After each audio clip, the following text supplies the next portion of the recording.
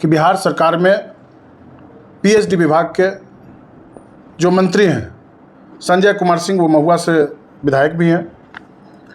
उनके ऊपर छत्तीसगढ़ के बिलासपुर में माननीय न्यायालय से गिरफ्तारी का वारंट जारी है। और गिरफ्तारी का वारंट जारी होने के बाद भी बिहार सरकार जो है लगातार उनको पुलिस सुरक्षा में और जो सुख सुविधा है वो उसको देने का काम कर रही है। तो मेरा मानना है कि जो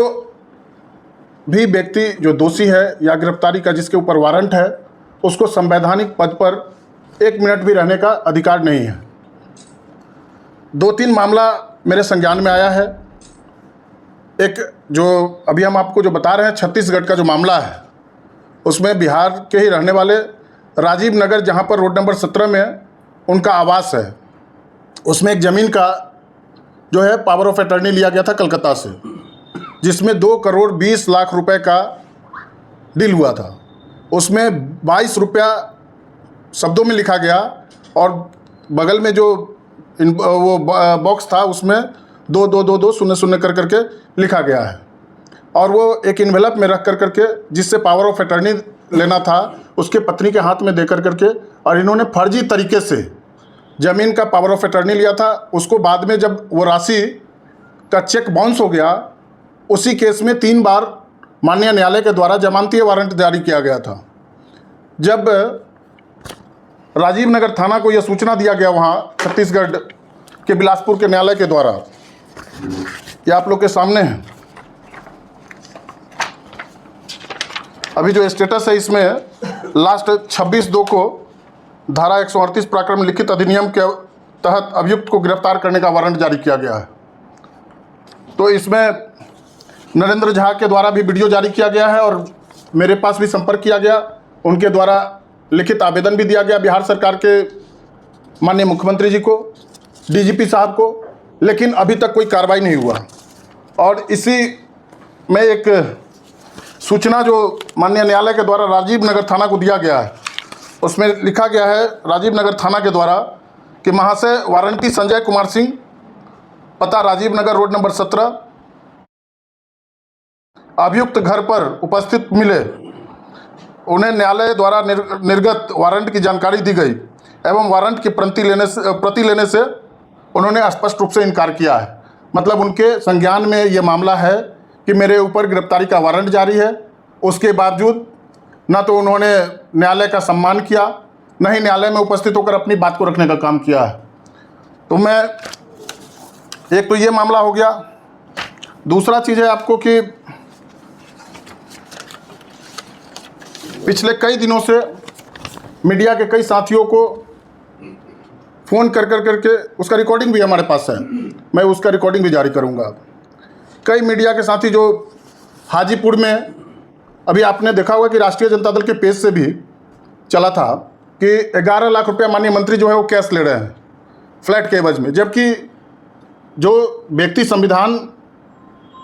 के धारा को जानता है उस सब लोगों को पता है कि सरकार के द्वारा जो नियम बनाया गया है कि 2 लाख से अधिक कैश ट्रांजैक्शन आप नहीं कर सकते हैं। स्वयं मंत्री अपने हाथ में 11 लाख रुपया कैश ले रहे हैं, उसका वीडियो एक वायरल हुआ है कल राष्ट्रीय जनता दल के पेज से, आप लोगों ने देखा होगा। दूसरी तरफ कि जो इनके सत्ता के संरक्षण में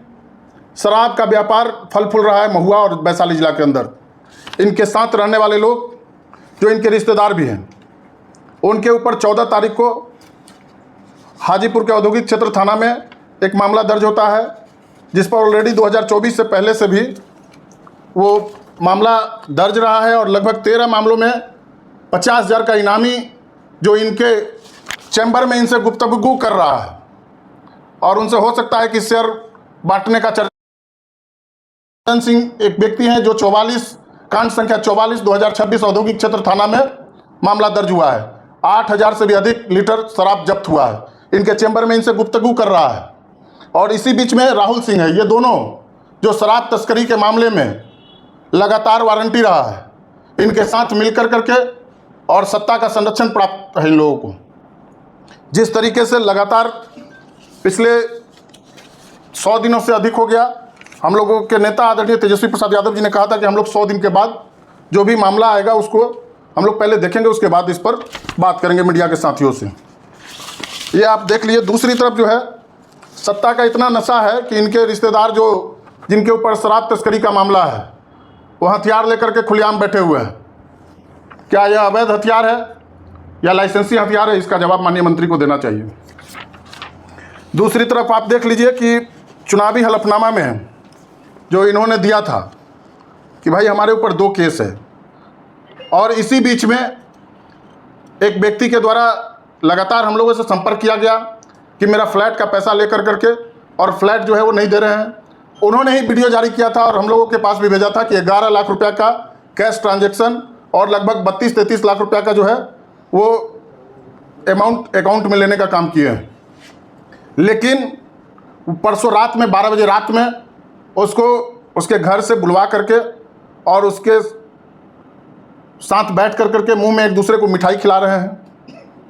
और वो लोग क्या मैनेज किए नहीं किए उस पर हमको नहीं टिक्का टिप्पणी करना है। लेकिन जिस तरीके से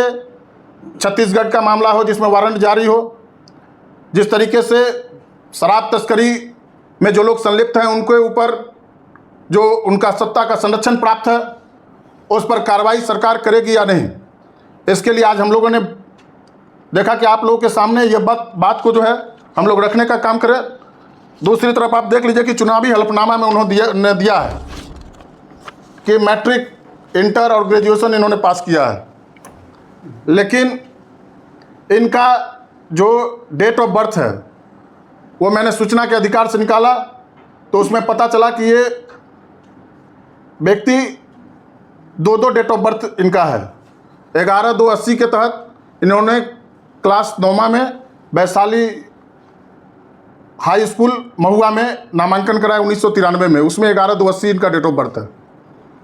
और जो आदमी 9 में 93 में है वो 94 में मैट्रिक का परीक्षा पास कर गया, बिना 10वां पढ़े हुए। इन लोगों ने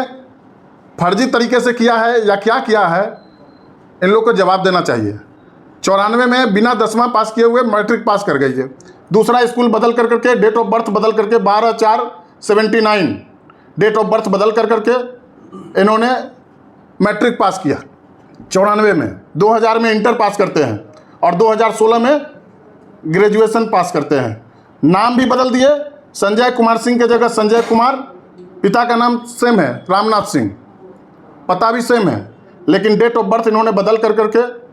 और फर्जी तरीके से, मुझे जो संज्ञान में आया है कि इन्होंने गलत कर करके चुनावी हलफनामा में जो दिया है, अगर ये संजय कुमार सिंह है तो संजय कुमार सिंह के नाम से सर्टिफिकेट होना चाहिए, वो सर्टिफिकेट संजय कुमार के नाम से है। हम सब लोग जानते हैं कि मैट्रिक, इंटर और ग्रेजुएशन करने में मैक्सिमम 6 साल लगता है, अगर सेशन लेट होता है तो 7 साल लग सकता है ग्रेजुएशन में, लेकिन इन्होंने 22 साल में मैट्रिक, इंटर और ग्रेजुएशन किया है। तो कहीं ना कहीं लगता है कि यह जांच का विषय है, इसकी जांच होनी चाहिए।